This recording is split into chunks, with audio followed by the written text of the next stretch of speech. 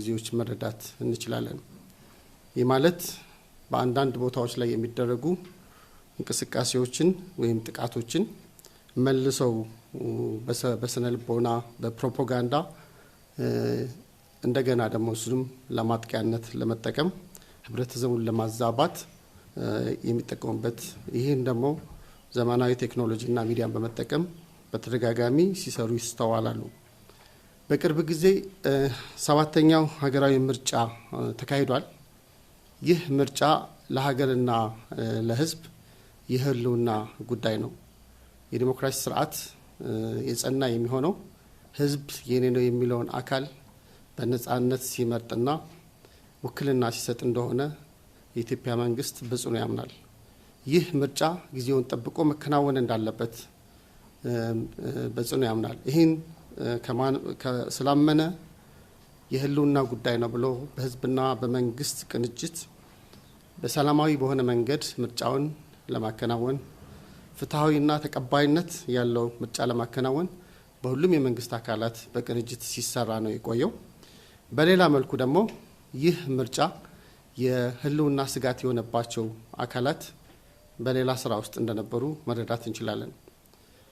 ማለት የመንግስትን ስልጣን በምርጫ ሳይሆን በኃይል የመቆጣጠር ፍላጎት ያላቸው በታሪካቸው ከጥይት ውጪ ባሎትን ወይም የድምጽ መስጫ ኮረጆን የማያውቁ አካላት የኢትዮጵያ ጠላቶች፣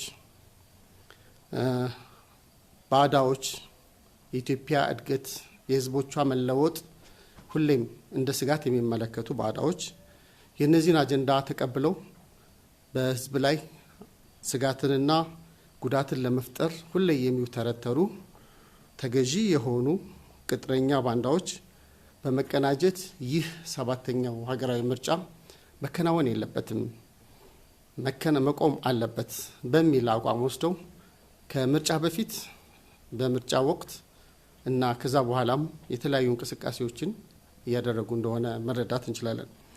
ከምርጫ በፊት ይህ ለምንድን ነው የጠሉት ብለን ስንመለከት የምርጫ በጊዜ የተገደበ ነው የመንግስት ቅቡልነት።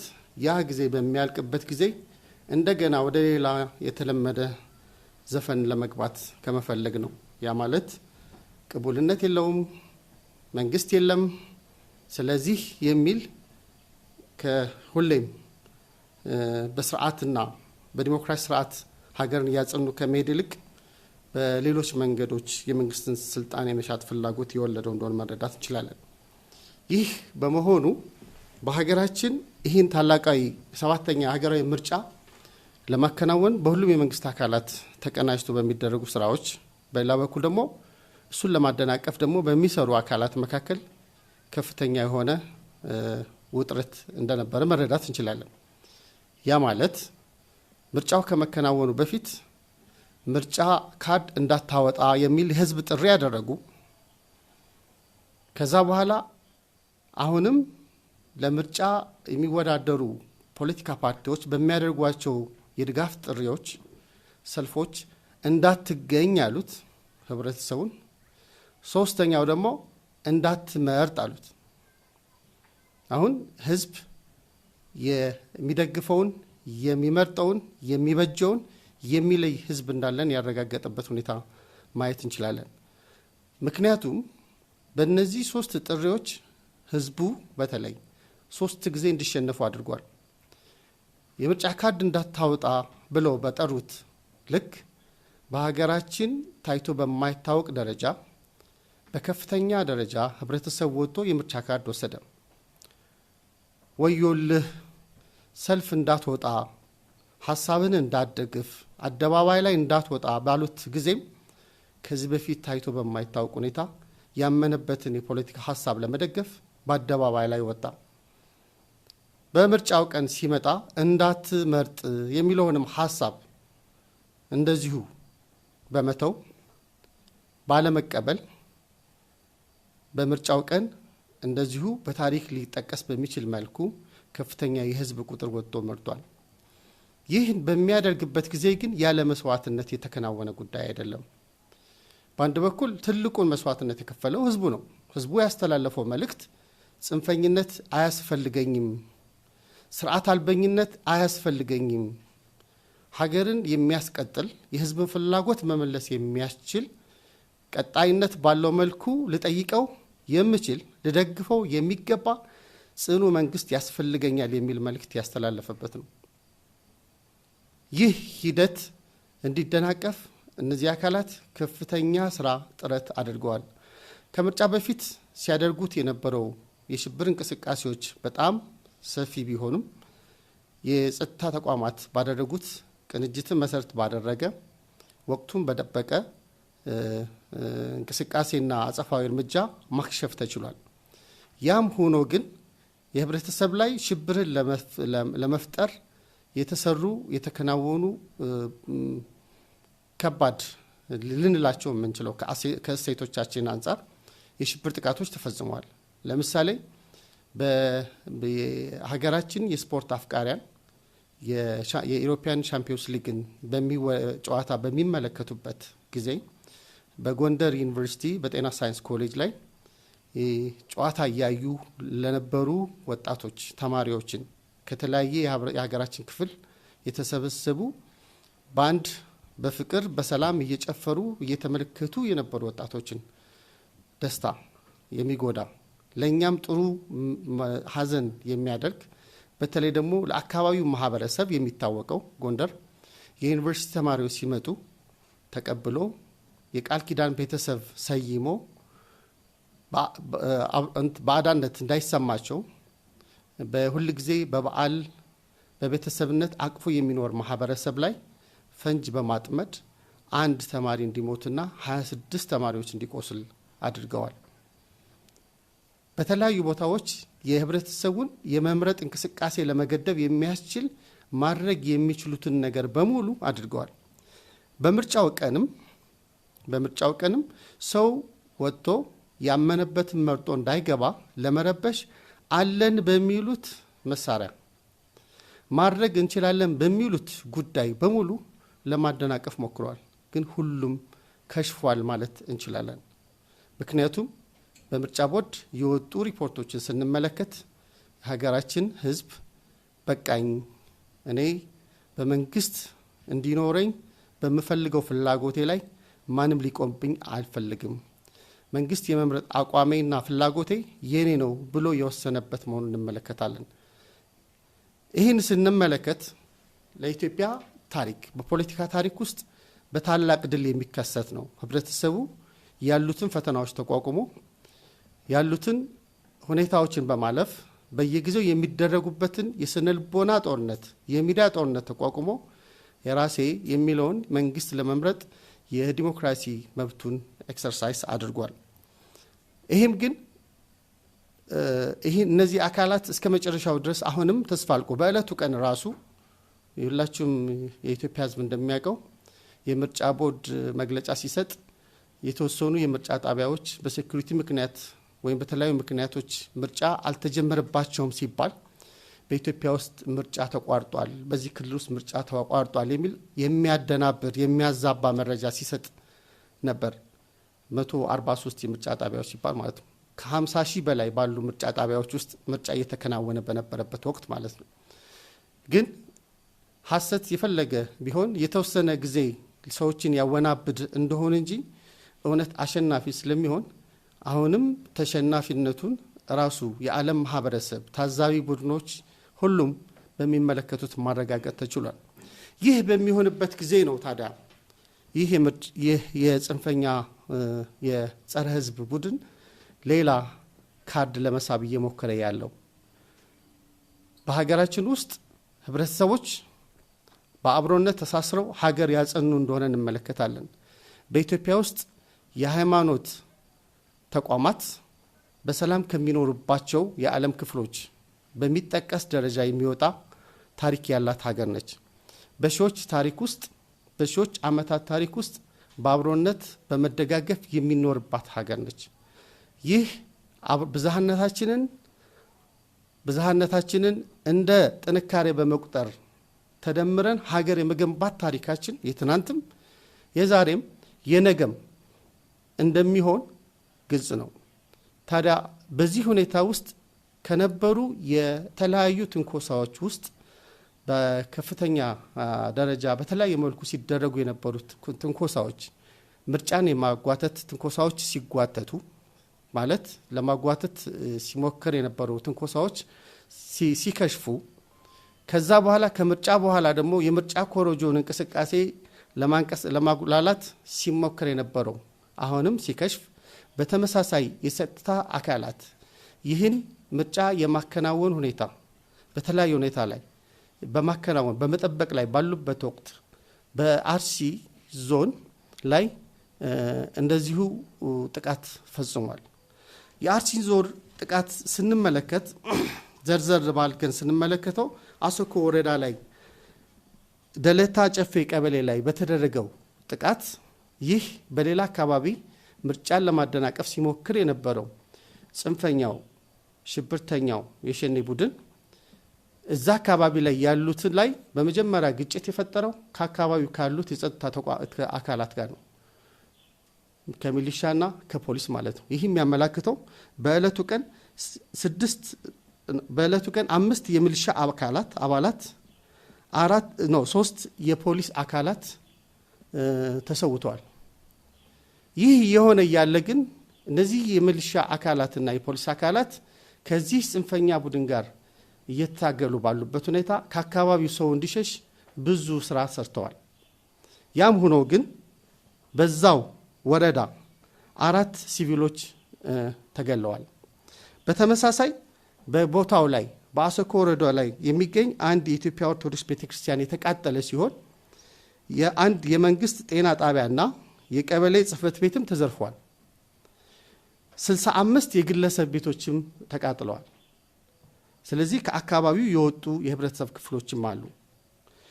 በተመሳሳይ በሸርካ ወረዳ የሽብር ቡድኑ ታግተው የነበሩ 2 ነዋሪዎች ተገለዋል። እንዲሁም በእንቆሌ ዋቤ ወረዳም 2 ንጹሃን ግለሰቦች ገንዘብ አምጡ ተብለው ታግተው የነበሩ ተገለዋል። ይህ ሁኔታው ይህ ሆኖ ያለ ይህ መሆኑም በጣም አሳዛኝ እንደሆነ ሁሉም የህብረተሰብ ክፍል የሚያምን በመሆኑ ምክንያቱም ሰዎች ተበድለው አጥፍተው እንኳ ቤተክርስቲያንና የሃይማኖት ተቋማት ይጠለያሉ እንጂ ቤተክርስቲያንና የሃይማኖት ተቋማት የጥቃት ማዕከል መሆን ታሪካችንም እሴታችንም አያገልጸንም። ይህ አሳዛኝ ድርጊት መወገዝ እንዳለበትና መንግስትም በጽኑ ያወገዘው እንደሆነ የገለጽን ግን ጉዳዩ ላይ ፋክቶችን ለማዛባትና የተለየ ቅርጽ ለመስጠት የተካሄደውን ሁኔታ ግን በጣም በጽኑ እናወግዛለን እንደ ሰላም ሚኒስተር ማለት ነው። ጉዳዩ በልኩ መታየት አለበት የሚል ጽኑ እምነት አለን። አዎ ጥቃት ተፈጽሟል። አሳዛኝ ጥቃት መደረግ የሌለበት አዎ እነዚህ ንጹሃን አማኞች መጎዳት የለባቸውም። አዎ የእምነት ተቋማት በክብር ልናከብራቸው እንጂ ልንጎዳቸው አይገባም። እነዚህን ተቋማት የመጠበቅ ኃላፊነት እንዳለብንም በጽኑ እናውቃለን። እንዲህ አይነት ኢንሲደንቶች በሚፈጠሩበት ሰዓት ሆነኝ ብለው ህብረተሰብን አብሮነት ለማፍረስ አብሮነትን ወደ ግጭት ለመውሰድ በሚደረጉ ጉዳዮች የሚመጡ ጥቃቶችን ግን በልኩ ማየት ያስፈልጋል። ምክንያቱም በኦሮሚያ ክልል ከ6000 በላይ አድባራትና ገዳማት ያሉበት ክልል ነው። በጣም ታሪካዊ የሆኑ በሃይማኖታዊ በቅድስና ቦታቸው ላይ ከፍተኛ ቦታ የሚሰጣቸው ገዳማት በኦሮሚያ ክልል ይኖራሉ። በኦሮሚያ ክልል ህብረተሰቡ የክልሉ መንግስትም እነዚህ ገዳማትና አድባራት ተከብረው እንዲኖሩ ደህንነታቸው እንዲረጋገጥ ሌት ተቀን ነው ስራ የሚሰሩት። ይህ ሁኔታ ከመፈጠሩ በፊትም የመጀመሪያው ግጭት የተከሰተው ከጸጥታ ተቋማት ጋር ነው፣ ከሚሊሻዎችና ከፖሊስ ጋር ነው። የኃይሉ የበረታ ሲመጣ እነሱም መስዋዕትነት ከፍለው መጀመሪያ የወደቁት እነሱ ናቸው። ስለዚህ ጉዳዩን በምንዘግብበት በምንገልጽበት በምናደርግበት ጉዳዩ አሳዛኝ እንደሆነ ጉዳዩ የተፈጸመ መሆኑን ጉዳዩ ግን ሲፈጸም በተፈጸመበት ልክና ጉዳዩ የተፈጸመበትን ምክንያትን በሚያመላክት መልኩ መግለጹ ይጠቅመናል የሚል ነው። ከዛ በኋላም የመጣው ከሀገራችን በተለያዩ ክፍል በሰሜኑ የሀገራችን ክፍል ቤተክርስቲያንን ለመገንባት ንዋያትን ለማንቀሳቀስ ለግንባታ የሚሆኑ ንዋያትን ሲያንቀሳቅሱ የነበሩ ቪዲዮዎችን በመጠቀም ቤተክርስቲያን በስደት ላይ ነች በሚል ህብረተሰቡን በአሉታዊ በሆነ መንገድ ለመቀስቀስ የተሄደው ጉዳይ በሃይማኖትም በሞራልም በሁሉም መንገድ በእምነትም በሞራልም በየትኛውም መንገድ ቢታይ ትክክል ያልሆነ ጉዳይ ነው። ኃላፊነት የተሰማን ልንሆን ይገባናል። በመናስተላልፈው መልእክት ሼር በመናደርገው መልእክት በመናሰራጨው መልእክት የሚመጣ አደገኛ የሆነ ውጤት ከተጠያቂነት የሚያድነን ተጠያቂነትን የሚያስከትል መሆኑን ሁልጊዜ መዘንጋት የለብንም። ዓላማው ቤተክርስቲያንን ክብር ማስጠበቅ ቢሆን ጽንፈኞች ቤተክርስቲያንን ተገና አድርገው የሚያደርጉትንም ትክክል ያልሆነ እንቅስቃሴ አውጋዦችም መግለጫ አውጪዎችም በተመሳሳይ ሊያወግዙት ይገባል ብለን እናምናለን። ምክንያቱም የእምነት ተቋማት ከየትኛውም የፖለቲካ ማስፈጸሚያ ከየትኛውም የፖለቲካ ዓላማ ማስፈጸሚያ ጉዳዮች ላይ መዋል እንደሌለባቸው በሕግም በሞራልም የሚታመን ነገር በመሆኑ ነው። በመጨረሻም ጽንፈኛው ቡድን ምርጫን ከማደናቀፍ ጋር የውስጥም የውጭም ባዕዳዎችም ባንዳዎችም ተቀናጅተው ያደረጉት ስራ ከሽፏል። እንደምናውቀው በሀገር ውስጥ የምርጫ ቦርድ ምርጫ አይከናወንባቸውም በተለያዩ ምክንያቶች ብሎ ከለያቸው ክልሎች በማሟያ ምርጫ ይታያሉ ካላቸው ውጪ ያሉት ምርጫ ክልሎች ተከናውነዋል። ህብረተሰቡ በታሪክ ሊጠቀስ በሚችል መልኩ ከፍተኛ ቁጥር ያለው ህብረተሰብ ክፍል ወጥቶ ምርጫ ድምጹን ሰጥቷል። አሁንም ይሄ ቡድን ግን ፍላጎቱ ሀገርና መንግስት የሌለው ህዝብ የማየት ፍላጎት ስለሆነ የውስጥና የውጭ ጠላቶቻችን ድምር የሆነ እንቅስቃሴ ግን በተለያየ መንገድ በተለያየ ሁኔታ አሁንም የጥንኮሳ ስራዎቻቸውን ያቆማሉ ብለን አናስብም። መሬት ላይ ለዘመናት የከበሩና የደበሩ ሴቶቻችን በሚንዱ አብሮነታችን ሊጎዱ የሚችሉ ድርጊቶችን ከመፈጸም ባለፈ የስነ ልቦና ጦርነት በማድረግ የሚዲያ ጦርነት በማድረግ የህብረተሰቡን በማዛባት ሁልጊዜ ሰላማዊ ህይወት ሰላማዊ እና የተረጋጋ ሀገር እንዳይኖረን የማድረግ ጥረታቸው ይቀጥላል፣ መቀጠላቸው አይቀርም። እኛ ግን ጉዳዩን እንዴት ነው ማየት ያለብን የሚለው ግን የመጨረሻ መልእክቴ ነው የሚሆነው። አንደኛ ጉዳዩን በልኩ የማየት ባህል ሊኖረን ይገባል። ምክንያቱም እውነት ሲሆን ለፍርድም አመቺ ስለሚሆን ማለት ነው። ሁለተኛ አንድ ነገር በሚከሰትበት ጊዜ በተለይ ከእምነት ተቋማት ጋር በተያያዘ ተሽቀዳድመን ወደ ሚዲያ ከመሄድ ይልቅ አሁን በሳል